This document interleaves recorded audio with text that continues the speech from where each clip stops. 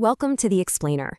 Today, we're diving into a really fundamental shift in how we manage a collapsed lung. We're moving way beyond decades of what we thought we knew into a new era that's all about data-driven, patient-centered care. It's about treating the person, not just their X-ray. Okay, so here's our game plan. We'll start by looking at the old rules, the dogma we all learned. Then we're going to challenge the science behind why a lung leaks in the first place. After that, we'll get into the game-changing trial that rewrote the playbook, lay out the new clinical guidelines, and finish up with some of the advanced tools we have for those really tough cases.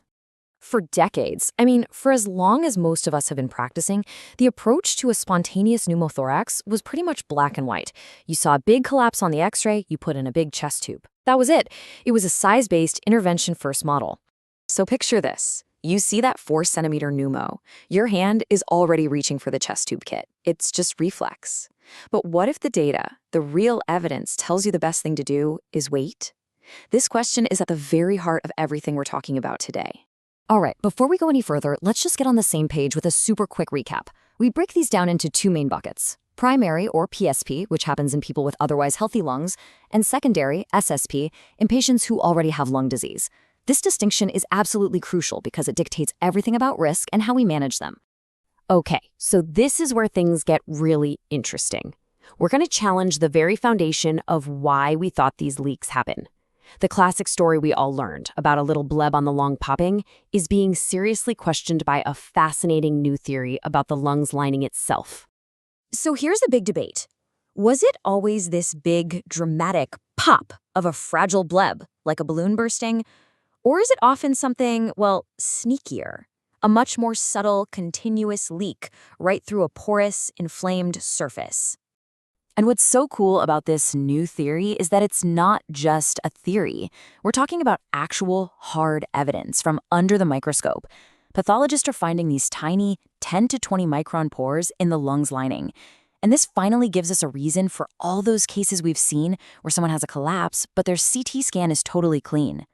So the science was shifting, but what really blew the doors off the old way of thinking was one single massive clinical trial.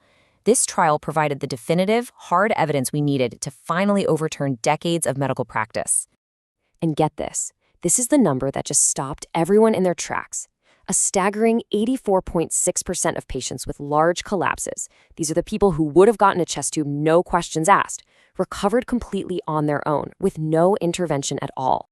And when you look at the numbers side by side, it's just a slam dunk. The group we just watched had nearly half the recurrence rate at 1 year, way fewer complications, and get this, a median hospital stay of 0 days compared to 4.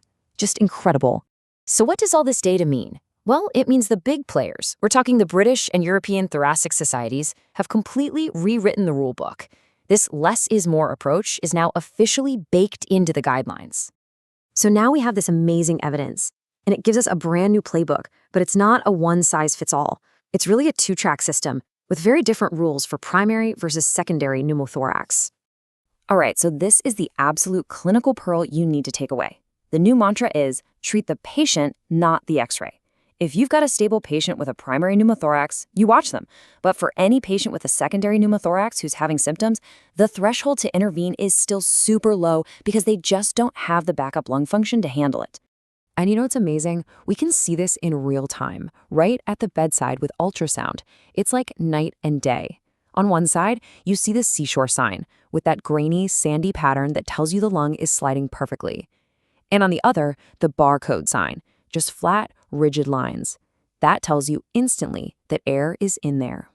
Okay, so the new algorithm is great for most cases. But, medicine is never that simple, right? What happens when things don't go according to plan? Let's look at the tools we have for those persistent air leaks and some really unique patient groups.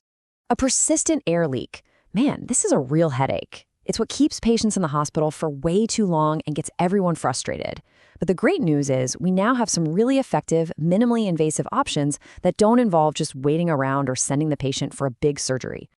So we've got a couple of go-to moves here, a couple of non-surgical workhorses. The first is a blood patch, where we use the patient's own blood as a kind of biological glue. The other is placing endobronchial valves. Both of these can stop a stubborn leak without needing a major operation. The engineering on these little valves is just brilliant. Think of it like a one-way door. When the patient breathes in, the valve slams shut so no more air can get into the leaky part of the lung. But when they breathe out, it opens up to let all that trapped air escape. This lets that section of the lung just relax and heal. All right, let's wrap up with a really fascinating, specialized case that you might see once in a blue moon, but you'll never forget it. It's called catamenial pneumothorax. This is a recurring lung collapse in women that's tied directly to their menstrual cycle. The how behind this is just wild. You literally get these tiny holes or fenestrations that form in the diaphragm because of endometrial tissue. These holes create a direct pathway for air to travel from the abdomen right up into the chest, causing the lung to collapse month after month. So after this whole journey, it just begs the question, right? We've just seen how one solid clinical trial can completely flip a medical dogma on its head. It makes you wonder, what else are we doing every day just because that's the way we've always done it? What other dogmas are out there just waiting for their own brown trial to come along?